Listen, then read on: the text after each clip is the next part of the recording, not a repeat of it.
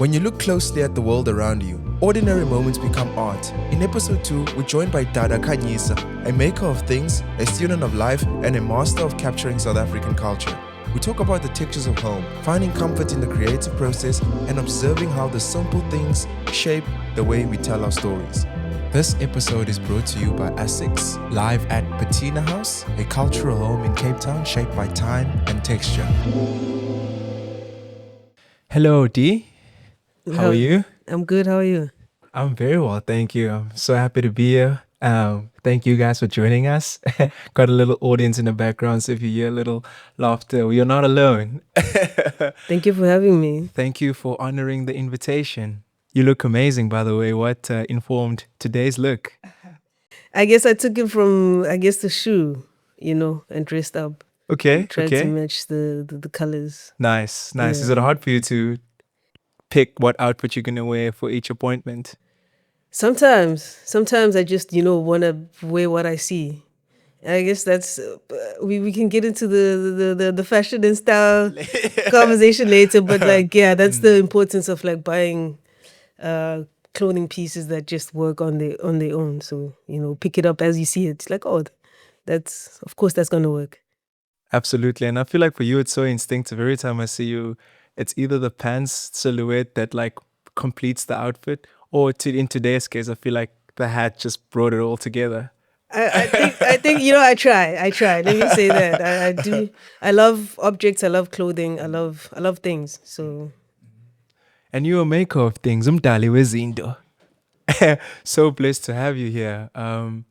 Recently, I was watching an interview of you, and you shared that some of your best days are the days that have no appointments, where you are in the studio making and creating. And I would imagine that being such a safe space for you to just go with the flow of the day. And the cherry on top of the cake is you taking a walk with your dog friend, Ali. Take us through what that feeling feels like. Yeah, it's such a... being busy is important, but having space to just do, to not rush through things and tasks is for me is so important.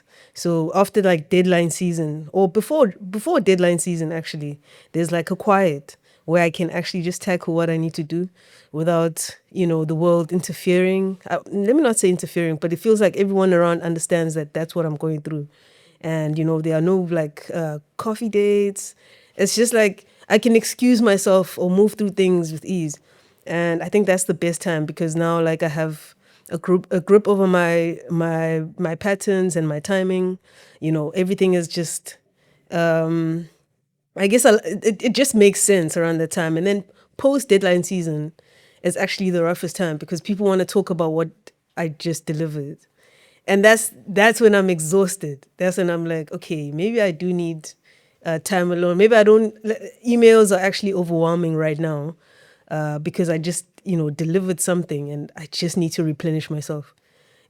So it's a very interesting timing thing. And I guess we're getting you now in a season where you just given us so much, and everyone wants to talk about it and dissect it. But before we talk about the dissecting of the work and the offering you've given us in both an exhibition that's currently at A4 and your amazing presentation at Latitudes Gallery, I want to talk about that replenishing. You've had a dog friend now for 2.5 years. 6 years. 6 years. Wow. I don't know why in my head Ali's always like a puppy. Yeah, he's a big boy. He's a big boy. Wow. I think we met when he was 6 weeks old, and then we've been friends since. He's turning 6. End of the year. COVID baby. And I think it's changed my life and my patterns and how I think about things. As far as doing residencies, I can't go away for more than a month. I have to think about what it does to him, to his psyche. I've been away for 3 months, and it was really interesting to watch how he thought I'd leave, So it kind of that experience kind of grounds me in something, I don't have a child. My family's in KZN and Joburg. So it was my closest relative, So I think it kind of also forces me to step outside. Now I go on walks. Like when I'm in Joburg, I'm like, when are we walking, guys? Why are there's no. I have a pattern. I have something to do. So I think it's one of those things that kind of like remind me that okay, things are making sense or in order when I can walk him twice a day, and when I'm busy, I can only do it once. So it's like a marker of like stability and my lifestyle And balance. Yeah. and balance. Mm, mm. And balance. Yeah, that's so beautifully put. It's interesting how now in your flow of like when you're not home, instinctively it's like, okay, when are we walking? And Joburg is not necessarily a walking city. It's we drive everywhere because everywhere it's a decentralized city, yeah, yeah, yeah, metropolitan city. You yeah, have to go to the place to do the thing. yeah, yeah. But your nature is now wired to be like, yo, where's the park? Where? Yeah, yeah. When are we When are we just walking? like just when are we disconnecting? So I Mm. think it has taught me that. Wow. Speaking about that disconnect and comfort, Essex is about a sound mind and a sound body. And I think for me, I think my interest is I want to know, is that time away with your dog in the forest, Newlands Forest, a matrix of inspiration? Or is it more a matrix of centering yourself and centering your energy? Or is both sort of like coincide? I'd say yeah, it's a meeting point of both. It just offers so much, and it's also as someone who works with wood, it's like a farm to table experience. Kind of have to see where this material I love so much comes from, and I think that's I've grown to love the forest. Like in my maybe previous life, I was scared to just be amongst all that. And I had watched Princess Mononoke, and it's like, oh, there's so much more, to like a body of trees. So now, like through like I guess having a dog that's deemed dangerous and rough, I feel like I can be anywhere in the world. So I think that's when I got into or started loving going out into the forest because I wasn't I didn't approach it with fear, and it's like okay, this is where what I use and what I love comes from. So there's like a link to just like being amongst like trees in their the most I guess in their OG state, and then like what I worked with is like I guess a processed version. So that link is quite important for me. It's so beautiful because I would imagine like being in the forest, Ali's having his own experience. And because for him, it's like so instinctive, there's almost an element of him guiding you. Absolutely, Wow. absolutely. It's the one time like we enter territory and then we go leashless. Mm. He does his own thing, and it's just it's actually incredible, you know. And I think it's so important for my like pattern, for the balance that we touched on earlier, Mm. you know. No, absolutely. A short while ago, we were at your work in process space at church, and we were celebrating your birthday. And you were showing us a window into the work that you were going to show at Latitudes Above and Beyond. And your work is in constant movement, and it speaks on South African culture, whether it's fashion, whether it's pop culture, humor, music too. How important is it for you to constantly comment on the things you see with the people you spend time with, and holistically depicted in a way that feels so timeless? I feel like every time I see a work from the mighty whale, it can exist today, tomorrow, and I feel like it's something that already existed yesterday. So take us through that timelessness that your work carries and why it's important for you to feel like these figures are alive. Because when you see them, like they carry so much energy, and you almost imagine the emotions and the stories that they come with. It's interesting. I think you just said it in your question where you asked it as or you presented it as a question like what is the importance of speaking about right now, and speaking about the people I have around me. I guess that's the answer. It's important right now. I think we're dealing with a lot in the cultural sphere, in the art sphere. There's not there's no credible art criticism across the board, even with music. People drop music and it's just like we take to maybe TikTok, or there's no writers. People don't write anymore about what's going on. People will go to a fashion show and then present it in their stories, and it's gone. You know, a lot of things are perishable. So I think that also emphasizes the importance of presenting in a tactile medium, you know, a medium that will cut through time, like wood, like paint, you know. And that goes back to the importance of speaking about what's around.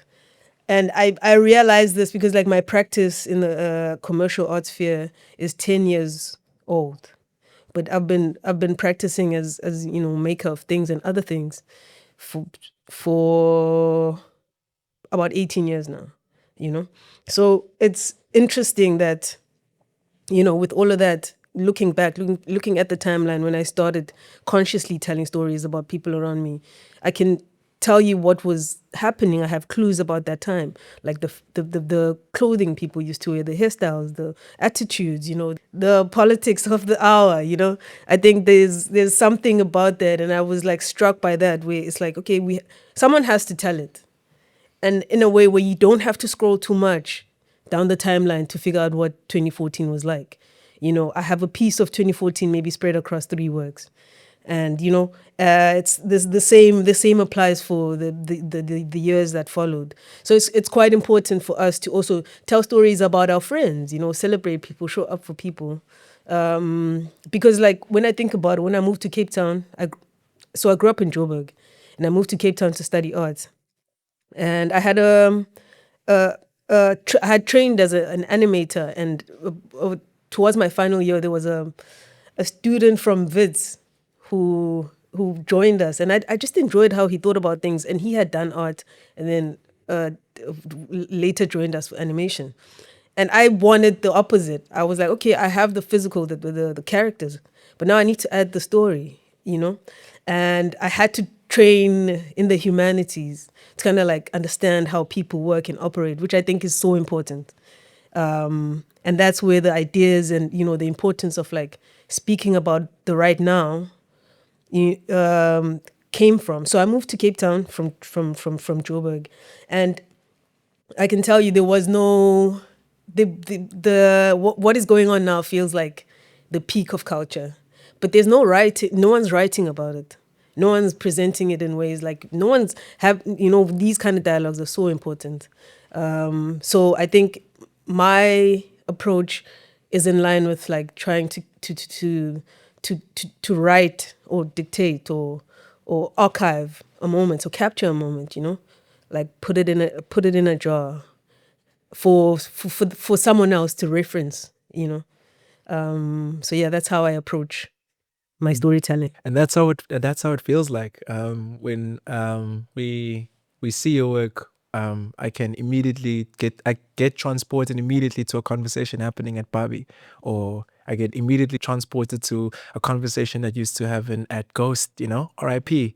to both. But I think it's so profound that you took a stance of documenting culture and documenting South African youth and popular culture in the way that you do, because the time that we're living in now, moments come and moments go, but it's important that we also document these moments. And I think my attempt has always just been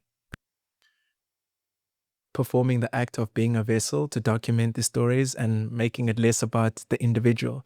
And I guess all of us grow in that the older we become and the more serious our practice becomes, you know? Now I want to take it back home, like just a little bit. You grew up in Joburg, but in isiXhosa we say isinqa sakho sise Natal. What's the parallel between the two? Like what's life like in Joburg? I know what it's life like in Joburg because I'm your friend.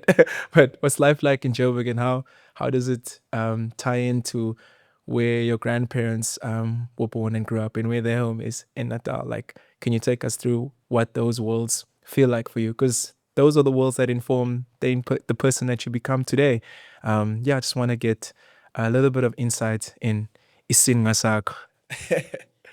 I think so. My family is from like Mzimkulu in KZN. So it's almost like a mixture of a meeting point of a lot of communities. I don't know how. It's like under recorded, but it's a meeting point of like the Xhosas, the Swatis, and Sutu. I can't say Suti yet, but the Zulus, you know. And it's like quite interesting because it's like the people they are referred to as Amapaka. I think it also like acknowledges the hybridity, or like do you know like what's interesting? I'm just like straying off. What's interesting is that with borders, people don't acknowledge the gradient, that the neighbors kind of like rub off on each other, and there's like a gradients between like, the Zulu, the Ndebele, it's not like It's a not a black containment. and white. Yeah, Yeah, it's not a yeah, containment. So yeah, there's yeah. like these hybrid communities that are under acknowledged. So I think the Baka community is like, yeah, a meeting point of a lot. So that's where my family's from. I grew up. I went to school in Joburg. So that's where we lived for commerce. Lived there until I was 21, and I've been here since, and I'm 35 now. So it's like there's my family's moving away from Joburg, so my parents are moving to Mzimkulu in KZN. And what's interesting about my lineage, where I come from, is that I come from a family historically of farmers.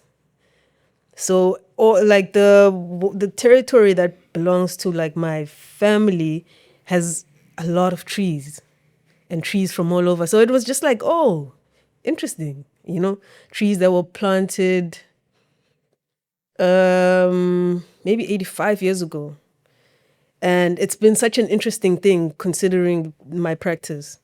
And that revelation I've always known, but like I recently visited, and it was like, this is actually something else, so it's like a meeting point of what I am and what was, and kind of like affirms my interest and my trajectory, kind of like a calling. And if that's what it's felt like, even this, the posture of having to document and tell stories about, it's like the what you refer to as being a vessel, So it's like, oh, okay, this is quite affirming because this is exactly what I'm doing. But so to learn and hear from my grandparents that, oh, they planted this tree when they were 4, and this was a marker of where they were, and see how big the tree is. It's quite, yeah, it's something else. And I think there's that kind of tie was kind of paused by my time in Joburg. So now I've spent more time with my family in KZN, and it's like such an interesting revelation. Hmm. That sounds absolutely beautiful, and it's so beautiful to know that like these moments are all connected. That for you to be where you are right now, for us to be here where we are right now, others have walked, and planted the seeds in a literal sense. Yeah, Absolutely, yeah, yeah. absolutely. It's And it's also a conversation that we don't speak about often, that gradient between like borders, like you were talking about your home being a border, and similar in the Eastern Cape, places like Eshelo, Stekspruit, where like Xhosa people and Sotho people like live adjacent to each other, but yeah, it's like two different cultures. But those two different cultures birthed a type of person like Amahlubi. You know what I mean? Like yeah, it's yeah, yeah, like I'm yeah, about. It's interesting, yeah. and like I feel like we don't often talk about like that. It's always Zulu, it's always Xhosa, it's always Exactly, Sotho, Swati, but there's much more nuances in the description of people and their experiences, right? And exactly. I guess that's our jobs as artists and people who document stories to depict, you know. And it's beautiful that your parents. It's interesting. It's like they leave home to build a life in the city, and then their children become people, and after that they almost return back to their inner child. Yeah, And it's yeah, interesting like how inner child is going to be, because we grew up in a much more cosmopolitan place. yeah, yeah, yeah. Interested to see like how we're going to grow up as as older people. Where are we Yeah, retiring? where we retiring, what it looks like for us, you know? Because I've had like many dialogues with you. You're like, Cape Town is home for me. I don't see myself living anywhere else in the world, you know? Yeah, yeah. And you've seen Cape Town change in so many ways. Like the idea of home for you right now, is that theme still consistent for you? It's so interesting because that's like the theme right now in the world, right? It's like safest to be home right now. It's like the most comforting feeling is just whatever you call home, and it's such a contested idea. And I think it's Cape Town used to feel like a home or a home I desired, but I realized that it's like quite like it invites a lot of chats. This part of the world is so, yeah, it's highly contested, you know. So it just suspends my idea of like thinking that this is my final home, you know. This is a home for a lot of people in a lot of communities, and understanding that just kind of like allows me to take a step back and, you know, just, yeah, just like, okay, you know, this is, yeah, there are a lot of conversations happening, and am I adding to the problem when I'm gonna, you know, rent an apartment in a newly built block in Woodstock that had to kick out a lot of natives? But that's a chat for another day. So that's where that's how I think about it when I think about home, especially home in Cape Town. I'm like, you know, maybe I should pause, you know, and think about home in other ways, in other parts of the country, the world, or, you know. So that's where I am with home in Cape Town. Okay, but it's not like it's also not a conversation where you are expected to find the answers immediately, you know, Exactly, because it's exactly. all happening right in front of our eyes, and I think we're all trying to find understanding Yeah, yeah, to this contested idea of home, you know. yeah, yeah. But yeah, on a different note, you collect so much music and enjoy listening to music. Outside of like the physical tactility that you maybe find in um, material like wood, talk to me about music and where it transports you, because your collection is quite insane. I've heard so much great things about your close friends and our close friends about the music you collect. But where does that feeling transport you, and how does it like inform your current practice? You know what's interesting? So I'll take it back. So I grew up in a household with my mom. It was just the two of us, you know, and things were divided. She had her music, I had my music, and she had her time to play her music, and I had my time. So it was such an interesting day when she just wake up and want to play her music. The thing the environment changes in the house, and I used to appreciate that a lot because I knew that, okay, I'm gonna be where I am, and I'm probably gonna draw. She's listening to her CDs, having a good time. So I've always attached it to a moment of like, yeah, you know, just to get into that zone or wherever you want to be. Like music is an aid for, you know, wherever you want to take, you know, just even thinking about what to listen to. You like, what am I in the mood for? Maybe Gom. Maybe I want to have breakfast while playing Gom, you know, those kind of things. And it just influences you. You're going to eat that breakfast really quick. You know, those kind of things are like what I think about when I think about music. So I collect based on nostalgia, based on what I used to love as a kid, based on what I like now, based on what I'd play for a crowd, because all of those like fit different categories, you know. And I also love the tactility and Vinyl. of vinyl. Yeah, I'm getting to that. You know, I'm getting to that part of my life where I'm realizing that digital is going to be phased out in a way that no one will understand.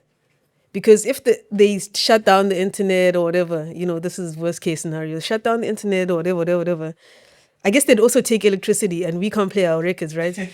But when electricity comes back and there's no network, you can still listen to music and, you know. Yeah. So thinking about that, where it's like the digital library is going to get phased out. Things in the cloud are you run the risk of being, compromised, co-opted, or locked away. So I think about it in that sense, that what I love I can keep for life. Because I think about also the files I've downloaded maybe 10 years ago, or the things that I've had in drives that I've had to delete to make space for other stuff, you know? So yeah, I think about it through that, like keeping something forever. You can't delete it. You can't delete it, you know? You know what? You know what else you can't delete? Energy. You're right. Yeah, yeah. And that's, I guess, the beginning and the end all, right? And I want to tie like energy and like the fact that it can't be deleted into like your exhibition in Joburg. You've visited latitudes like numerous times. We've bumped into each other. Yo, what are you here Yeah, for? yeah, Ah, I'm just yeah, visiting latitudes. yeah, yeah, And yeah. now this year, finally you presented a body of work, Above and Beyond. Take us through the making of Above and Beyond and what informed your interests or commentary on the current things you're seeing in your life. Yo, that was an interesting journey. It was an interesting journey. I think I'll track it back to, like you said, I've visited latitudes, and it was just like from a point of like, okay, let's go to Joburg in May. Let's go have fun with some friends. Let's get up to some stuff. Let's see what they're up to over there. That was the first prompt, and then we enjoy it, and then visited again last year, and then I was at an event they were hosting, and a conversation started, and they were wondering if I, am interested in showing. And, I had done my research. I was familiar with the structure and how to, participate. So it was easy to have that conversation. And then fast forward, we confirmed things in November, and the date for the fair was set, so the conversations had started. So during that time, I was also in conversation with Hussein, who runs Church Project, and it was about doing something for that space. And I was interested in creating an experience for art fair, but like the only thing about art fair is that it's collector facing. Everything is like geared to collectors and not so much the community. Like we can be in this room and know what to do during the week in Cape Town, but when it's art fairs week or season, like people don't know what to do anymore. Like where are we going? They feel left out of programs. So it was like, okay, this is about the people that we have around. This is to cater for our own friends. It wasn't a commercial presentation. So that is to say that nothing was for sale. It was just for people to witness something like take shape. So I started with pieces in their most like rudimentary sense, in their primary form, where people didn't know where this is going. And that was during art week, where I had an open studio. People got to see, how this gallery space is now a studio.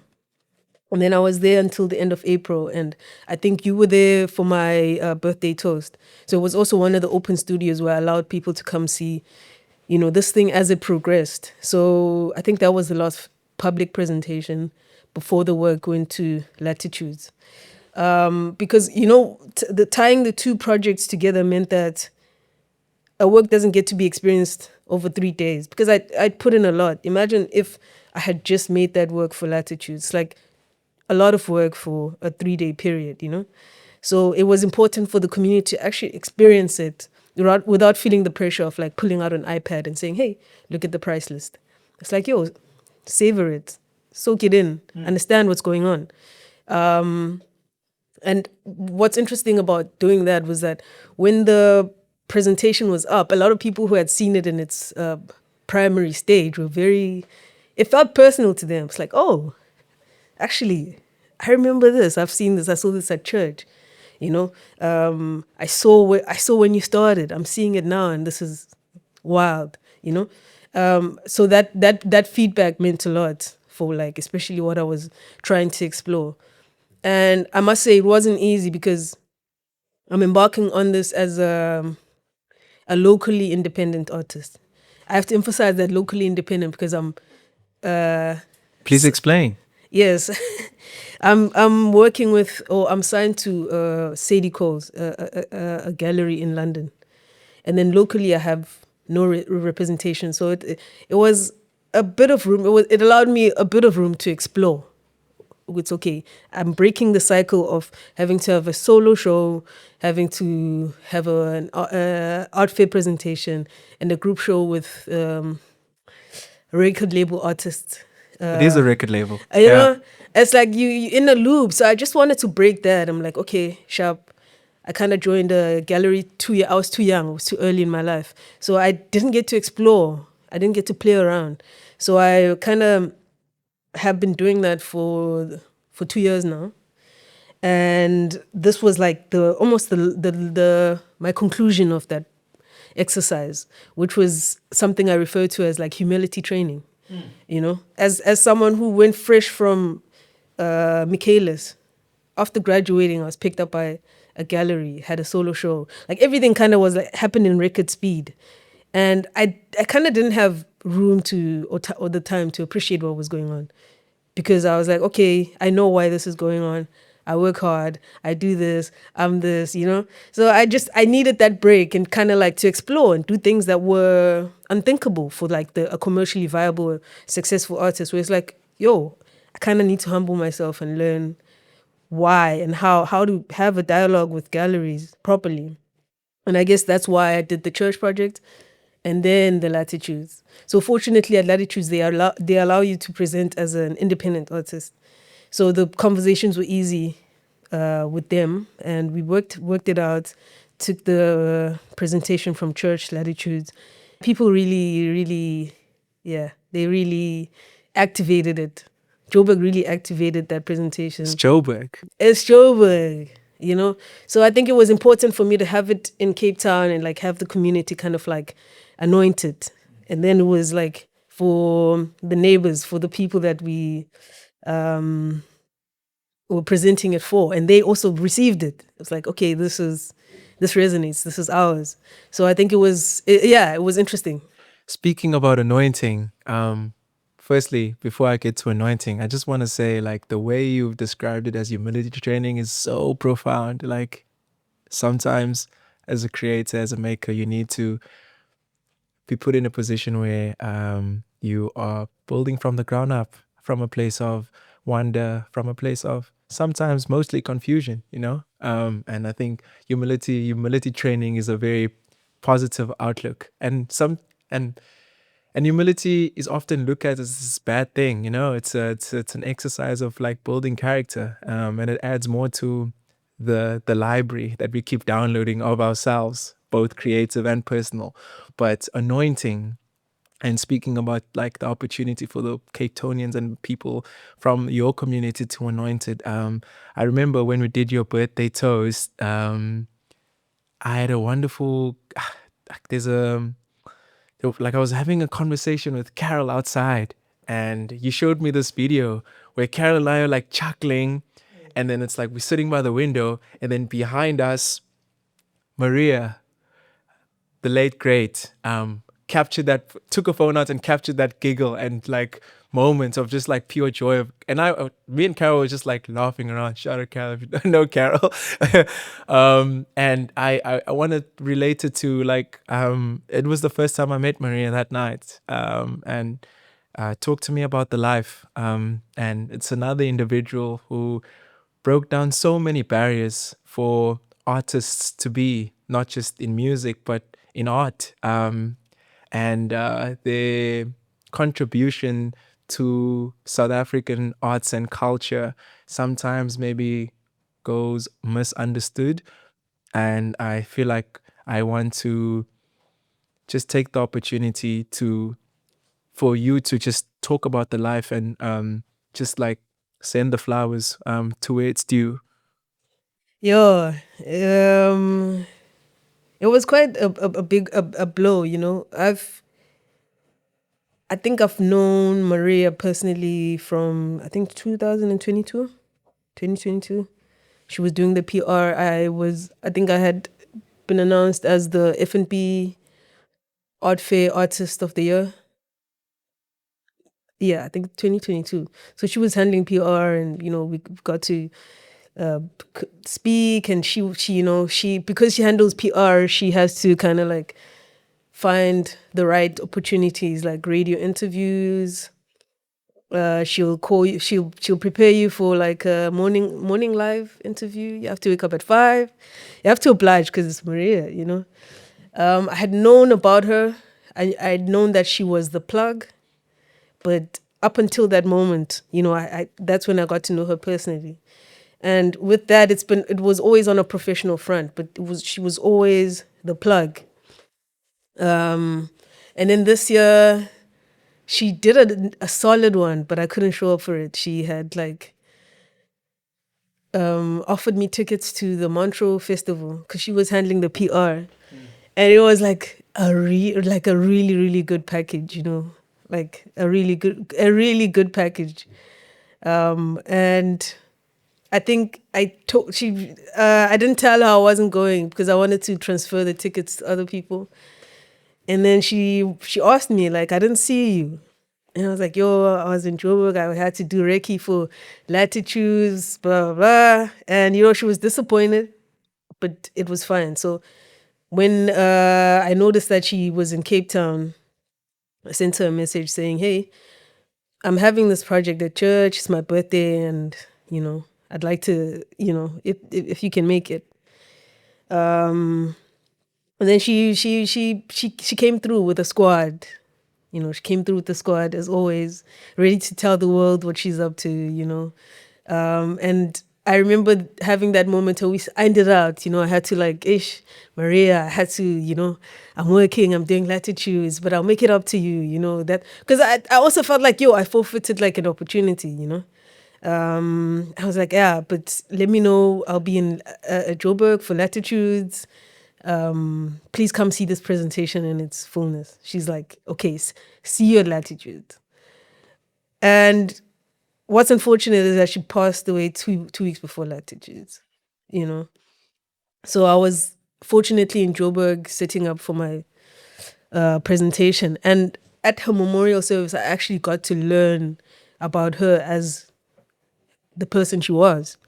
I think days leading up to, days after the announcement of her passing, I got to like move through her archive, her podcasts, her interviews, and I got to understand that this is like what we know now was shaped by her and her peers, because it's also back to that idea of writing about it. They were like, no one's writing about us. We are not we're not the market. We're not the target market for a lot of things. But there are a lot of things happening in and around each other that someone has to document it. So they started an online publication, a magazine. They started like a production company. Those are the things that I feel I didn't know, and that's what inspired me. So it was like she really it's a monumental loss. It's a monumental loss because I don't think anyone is fit enough to be Tandiswa's PR. Like, who's gonna be Tandiswa's PR? Who's gonna? It's a huge loss for our cultural landscape, our communities, for Johannesburg. You know, and that's what I felt like when you go back, when you touched on anointing. I felt like there was that thing. I was like, okay, Maria got to see my presentation. You know, when I showed you that video, it's like goosebumps. Seeing like this figure that is constantly looking out for us, for the community, and she'd push for the ones she believed in, and she never mince her words or pretend, So that was something I truly appreciated, and I'm glad that she got to, get her flowers, because it was also her 50th birthday, and people who knew her and loved her really got to celebrate her. So yeah, I think it's going back to that thing of like, let's try document, let's write it down, let's present it in a sustainable format. Like go back to blogging, go back to actually articulating ourselves, judging and critiquing, and saying when you hate something and what you hate about it. So I feel like we've lost all of that. And so much growth resides on the opposite side of that. Yeah. Absolutely. May her soul rest in peace. May her soul rest in peace, you Wow. know. In your recent presentation with A4, you've collaborated with them and you've put together such an amazing experience. Probably like the best show I've seen this year. Maybe that's because I'm biased to my affinity for Joburg. We watched the Bafana game there, which was like such a beautiful tie-in. Felt like I'm in my uncle's lounge and there was beers in the fridge that I was getting sent to go get while they're watching the game. But outside of that, like the celebration of Joburg, the celebration of the building Ponte, like and obviously your amazing piece and like many other like photographs of bus stations that reminds me of school holidays when I take the bus trip alone from Cape Town to Eastern Cape when my mom has no one to look after me, you know?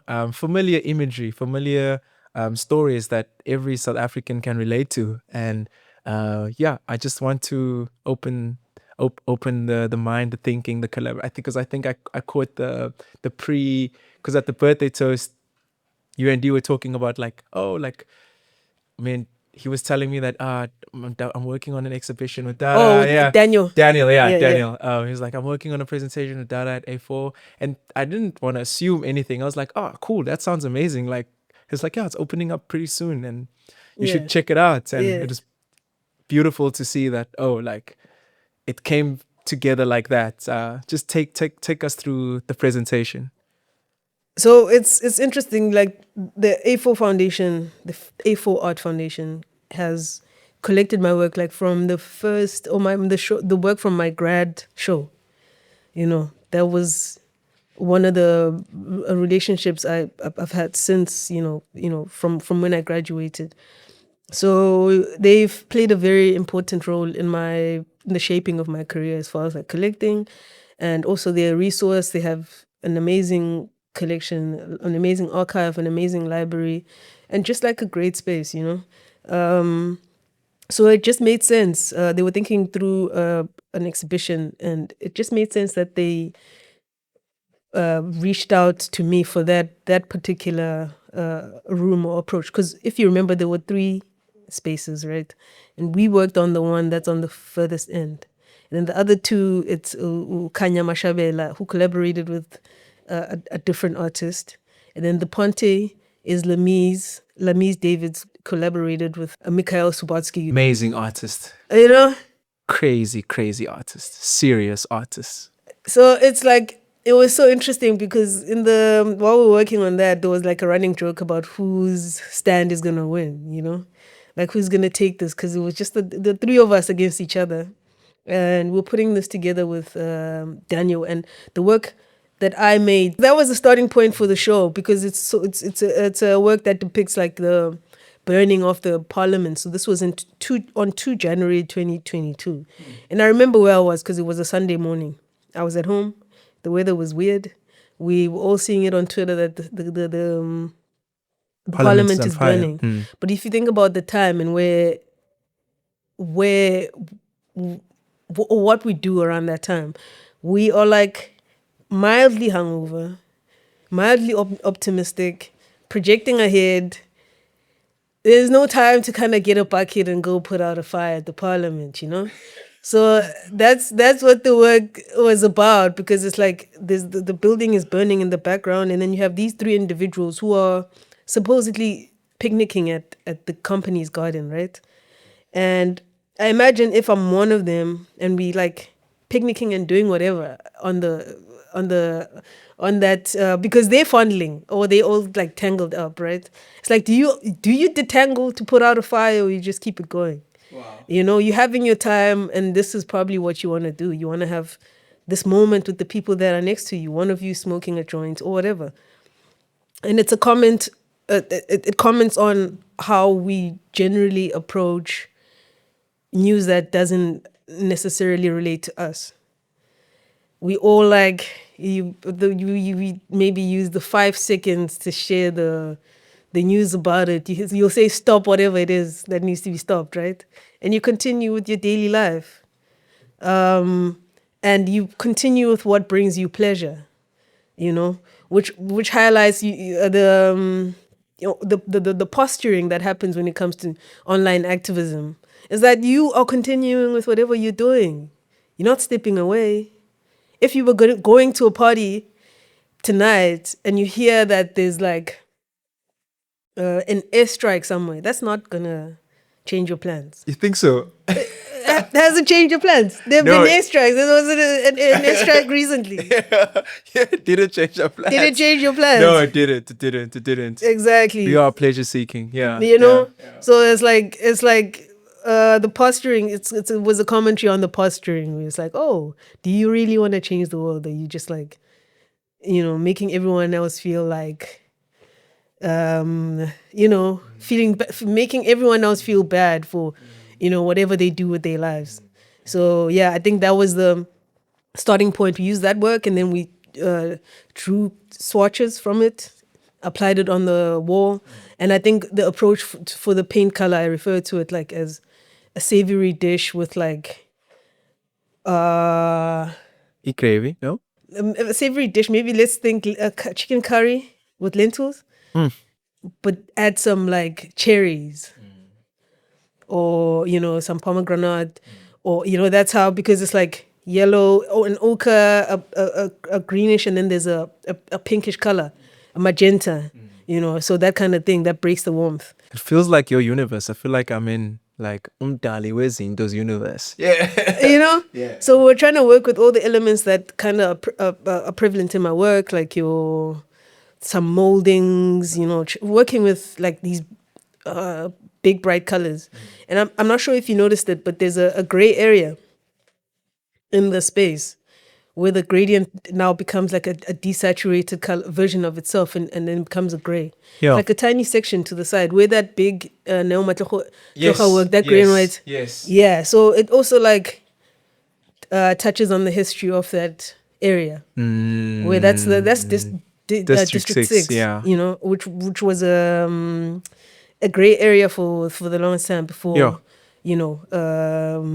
Before the landscape was flattened. So there has to be some acknowledgement of that, and it comes through is that way we put all the grayscale works that we had chosen on that side, and then the color ones were this side, because that's exactly what's happening. There's a clear demarcation in this city, in this country, So No. Beautiful presentations. Congratulations to you and Daniel. Thank you. I won't even subject it to who had the best stand. I think people should go experience that show for what it is. And it's honestly probably like the best presentation I've seen this year. And I say this with all humility. Yeah. Thank you. Like, it's so crazy that you mentioned District 6. I was in a rabbit hole, actually quite sad, after learning of the passing of Abdullah Ibrahim, also known as Dada Brand. And he describes like his upbringing. I mean, District 6 was a place where like flute players, jazz musicians, pianists, all came from there. And he describes like, oh, it was like a village. Everyone just knew everyone, and it was like this eclectic like experience of Black life. I mean, I know we distinguish as colored people in South Africa, but it's Black life. And even like losing a giant of an artist like that also feels like something that's like, I don't know if there is an archive that exists, surrounding that generation of musicians. Of course, Uma Miriam and Utatu Yuma Sikela reached dizzying heights, and the media has done a great job of like telling their story. But I think about like people like Robbie Williams, Basil Coetzee, that was maybe like not as in the limelight as those individuals. Jazz music in general, I just feel, so I'm going on such a big tangent here, but I find it so interesting that these people used like their protest to apartheid was through the sophisticated sound that you can only find in South Africa. And I feel like that essence is still something that we could never forget about. And yeah, I just wanted to add on what you're saying on how important it is that you added that great space, because it doesn't feel like a great space. It feels like a conversation greater, and rest in peace to all the legends in the jazz world. And I wanted to now take the opportunity to open the floor for questions, and we'll start to the furthest right. Hi guys, my name is Yamgela Matlele. I'm a conceptual designer and I have a brand named Maison KOTR. You can find us on Bash, guys. Support local artist, please. So question. Do you feel like your community is serving you? Because remember, when you put out work, you are feeding us. As much as, yes, maybe you are expressing something you're feeling and whatnot, but it should be a two-way street where we also feed you. Do you feel like your community does that? And how does it look? How does that look for you? Like, how does that look? Because sometimes, personally, when I go outside, I usually say this to my friends, I enjoy looking at people's faces and seeing the child in them. And it might not be something that you intentionally do, like maybe the way you smile and your eyes like squint. That's some things that I take into my work because I enjoy seeing joy in people, and also the pain. Sometimes you can read that, okay, this person was not okay, but at the end of our conversation, there was life breathed into them. So my question is, us as a community, do you think we are doing that for you? Because in order for you to continue, we also need to keep you alive. That was a beautiful observation. And yes, I go back to saying that it's important to show up for people. And I guess that just becomes the cycle. Um, Sometimes it's hard to like step out when it's cold, but because it's someone's birthday, you have to do it, you know. So I think it's a conversation. More than what I'm expecting from the community, I know what I can give also in return. I also have to show up. I also, maybe I've established a no interview policy, but this is Batandwa. Like I have to, know my place around my people. So I think the community has the community will always show up, because I think I also show up for people, and it's not me creating an isolation and then coming out when I need the support. I have to, while I'm creating during deadline season, come through for your screening. I have to do the necessary things. Like it has to feel like we really are in community, where it's like you're not supporting me, but like you're enriching yourself by experiencing something that someone has done. So I think there's that, where I kind of don't have expectations, but I know how to create like a sustainable model for myself and those around me. Like I have to show up.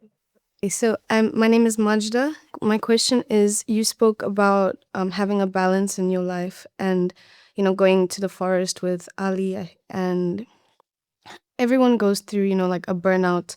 But how do you go about that and then, you know, get through the burnout and then get back to work and not get carried away with time to yourself? Very interesting question, because I was talking about it just yesterday with a friend. So because I'm self-employed, I kind of have to dictate my pattern or my day, my program, right? So it's important for me to have downtime. So a good example is that I had a presentation late last month that I had worked on since November. The one I was speaking about, the church project into latitude. So I was perpetually like chasing a deadline for 8 months. So after that, I had to down tools, and I'd said I'm going to do that for a month, which was, so today's day 2 of me having to be in office. And I'm struggling, but I kind of have to, and I kind of have to limit all the things that remind me of a holiday. So my friends know that I'm self-employed, but they can't call me during the day. We can't be on long calls during the day. I can't there's certain things I just can't do during this time just to get myself back into it. And I have to be strict. I have to set an alarm. I have to, establish a lot of ways to get me back in motion. And sometimes it's hard because like I have to live in order to reflect. I haven't lived. I've just been resting. So now for me to get back into office is like, what is it that I can do now that I'm trying to establish what to talk about? Because inspiration is stubborn. Sometimes you just don't have anything to say. What do you do when you have nothing to say?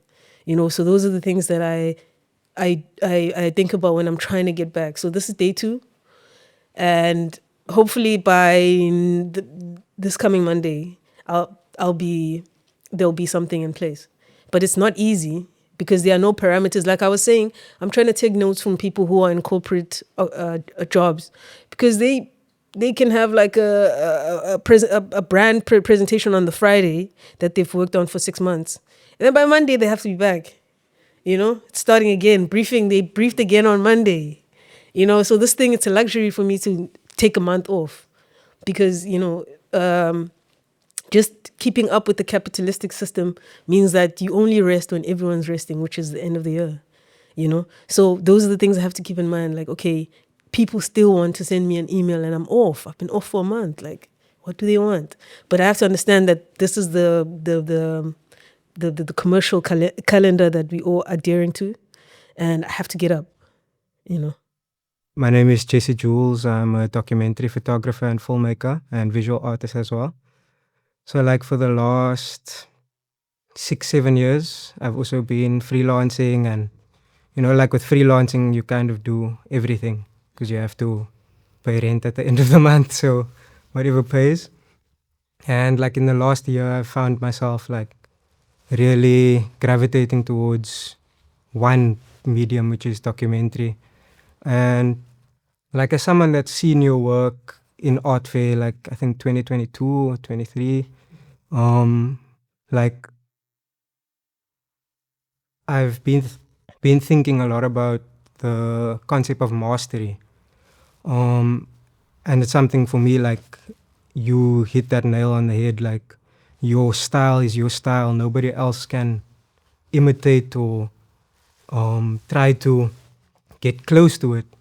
How did you come to find that? Like we spoke about the trees and like that's like an instinctual thing that you don't think about when you start your practice.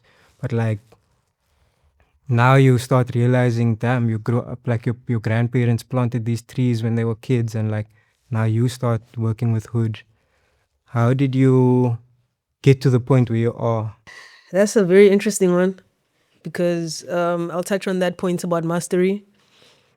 I think I am attracted to practices that, show signs of time and interest, not so much commercial success. I mean, that's important to sustain a career.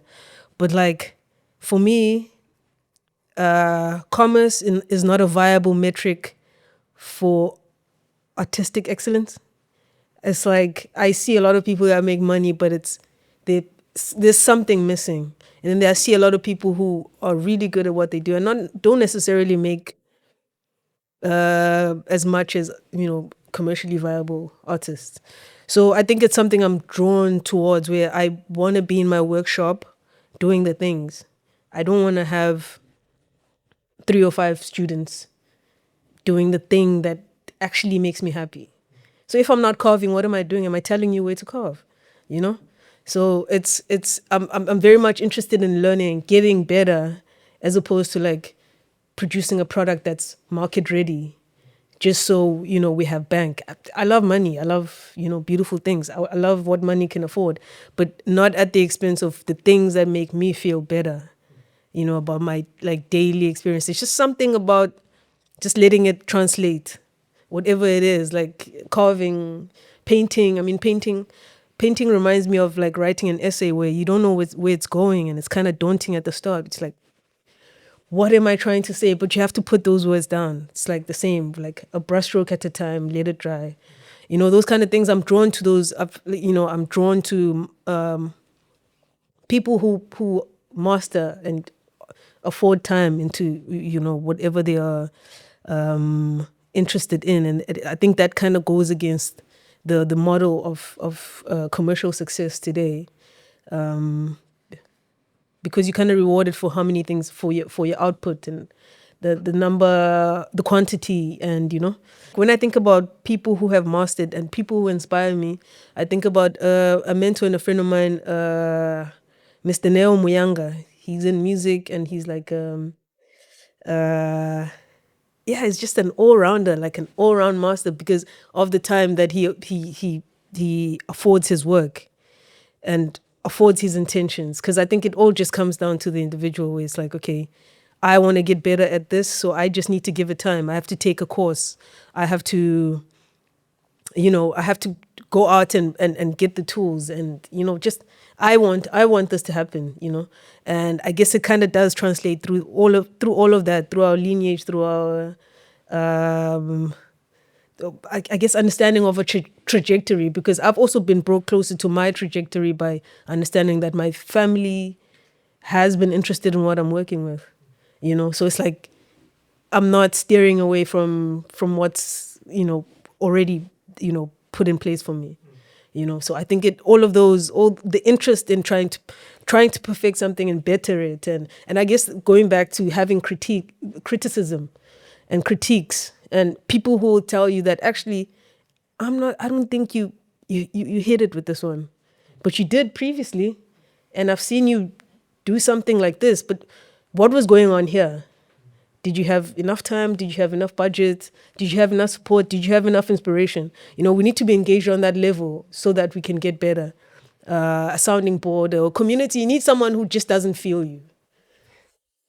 Someone that you're trying to prove, or it's like maybe, I don't know, depending on the people you're into, you just need a girl that just won't give you her number, and you're like, I'll show you. And just those systems that push us to be better than what we are quite important. Okay. And another question that I have, the idea of going out of your city, going to do residencies as an artist in different countries, in different cities.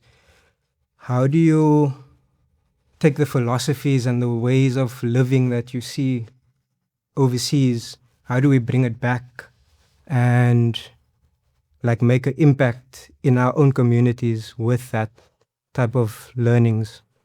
So what's interesting about that is that I think I can take what I've gathered here, there, in a way. I think I have mixed feelings about like the Northern Hemisphere being where we angle our where we angle like our aspirations towards.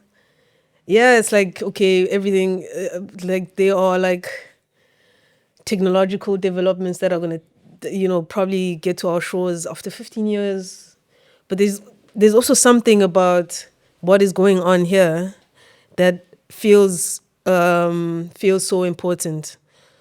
So I never like take that for granted and look at that or the places I visit as the places that places I aspire to live in. I can visit, yeah. And I recently visited Japan. It was like a self-directed trip. I was quite curious for some time. I keep up with how they, do woodworking and the joinery and, So I was like, actually, I'm very curious. So I built up an itinerary with all the, markers. I think I approached it through like the research about wood. So I went and bought some chisels, and those are like some of the greatest things the work, it cuts through wood like, it's actually unbelievable. I bought some tools, I bought some paper.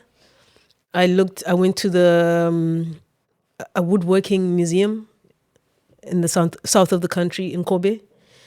I went to Kyoto to see how they built the houses, like, traditional joinery, like how all of that is done. I went to, basically a lot of places where I went to, isn't Hiroshi's exhibition, because he works with wood, and just to see how like wood polished to a high shine, is also very, yeah, it just did something to me. Just seeing all of that and learning about him as someone who works on his work himself. That going back to that idea of mastery, you know. So it was like a very like I think trajectory affirming trip. And I remember while I was there and I was observing and I was like quite there was so much to admire, you know, about Japanese people and their culture. But I was like, I need to remember that this is their experience, you know, and I didn't want to do that thing where, you know, sometimes we South Africans are guilty of traveling abroad and then come back with a menu and then you open a restaurant. So I just didn't want to, I was like, okay, I need to like demarcate. This is not, you know, I know who I am and where I come from, and I appreciate who they are and what is going on here. But I can't now walk around and then bow, you know, greeting people I have to be cognizant of what my neighbors do and what I do here. I remember being like there was a lot to admire, a lot to take in, a lot to take home, but it's also important to remember who I am and, you know, where I come from and the importance of that story, and you know, and take what I can, buy what I can. I bought the tools, but now I'm not like creating Japanese folk art. You know, I was taking the hardware. Hardware is for everyone, but now getting into the thinking and the cultural landscape and taking from that, for me that feels quite problematic. So yeah, I remember being cognizant of that. I'm like, okay, I'm taking the tools and the experience. I had fun, but you're not going to see me do things that are out of my context and appropriating certain ways and gestures just to feel like, you know, I've upgraded myself in a way that is, you know, in line with the international community. I'm Art by Bade. I go by Bade on Instagram and stuff like that. I'm a digital artist or self-taught digital artist. And I'm in a stage of my life where I feel like I am in a block. I don't know what's next for me. I've been given opportunities like, for example, my first showcase was last year. I mean, from digital, everything I used to do was on Instagram. And then I finally had like an exhibition in a gallery. So now I've been given another one at a bigger scale. So it's at the hotel, and it's quite a big hotel, the Radisson Red. They give me the space and everything. They covering the budgets and everything, but I'm at that block, like, I don't know what to do. Because, like, I don't know. It's just like I'm in that stage of my life. Like, I can't think about it. I go on Pinterest for ideas, but there's no inspiration. And most of my work is like digital cartoons, doing stuff in my cultural background. Like, for example, Kusistas on a Sunday morning for like colored culture, or like playing in the road, cupping tall. I'm not sure if you're familiar with that. Marbles, those things that we grew up to. And a lot of my inspiration is from like, you'll see the style. It's more like Dragon Ball Z type vibes, but also bringing in the culture of the color community. A hotel space is a lot of international guests. I want to tell a story to them. So it's your first time coming to Cape Town, you're sleeping at the hotel, you see artwork that speaks Cape Town culture. So I don't know how to go about it. Should I like, yeah, maybe you can elaborate better how I can explain this exhibition. Firstly, congratulations for, you know, being invited to show. Big at the congrats. Radisson. Big congrats. Yeah, yeah. I think for how I think about, or how I ideate towards something is like, I think about myself first. I think I have good taste. So what would I like to see? You know, what is it that I wanna? Like, what would I appreciate if I walked into the hotel as like, as myself even? Like, I'm walking into the hotel as myself, and this is the story I want to tell. What is it that I want to see, and what is it that I want to hear? What is it that I want to get from this experience after walking out? I think that's always a starting point. Sometimes I start with colors. I'm like, maybe understanding that this wall is black kind of limits how, you know, what I can put there. I think getting a clear idea of where I can put the work helps me frame it. Like, maybe I can create a corner work. There's a corner there. Maybe I can create a corner work, you know? So I think about it from a technical, the tactile first, and then I flesh it out with ideas. It's like, okay, maybe I want to tell a story about an outfit I loved and what happened when I wore it that day. When I went to one park. So for me, my markers are the character, the context, and like the resolution. It's you see a character that's dressed nice, maybe at one park. What about one park? One park just closed. What happened that night? So like fleshing it out with like relatables, but also making it personal, where it's like I know what's going on, and maybe I won't offer all the clues, but I'll tell you I'll give you nuggets. So that's how I approach it, like like those foundational steps, and then I draw some doodles. Maybe I work at drawing 10 times over before I'm satisfied, as opposed to like entering the ideation with complete ideas. It's like, okay, I want yellow. How do I contrast it? Blue, And maybe next to it, we can have something that's green. And what's green? It's a forest. And who can we put in a forest? Someone wearing a red suit. Those kind of things, like just working with what the eye loves. And then I add the theme or the idea afterwards, especially if I'm blocked or I don't know how to go, but I have to go, you know? Thank you so much, T. Thank you so much for your time, giving us a piece of your heart, your experience. It was such a wonderful conversation, and I hope, at least for me, there were so many things that I've been thinking about that has been answered through this dialogue.